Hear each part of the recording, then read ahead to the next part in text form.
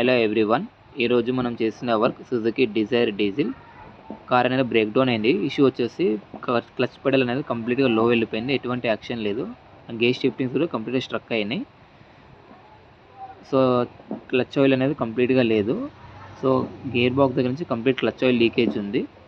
So కంప్లీట్గా gear box లోపల నుంచి లీకేజ్ వస్తుంది. సో కంప్లీట్గా గేర్ బాక్స్ డిస్మాంటిల్ చేయాలి. సో డిస్మాంటిల్ చేసిన తర్వాత క్లచ్ రిలీజ్ బేరింగ్ అనేది కంప్లీట్గా ఫెయిల్ అయింది. సో ఈ క్లచ్ రిలీజ్ బేరింగ్ అనేది complete hydraulic clutch release bearing. With help of oil it will works. So ఇది కంప్లీట్గా డ్యామేజ్ అయింది.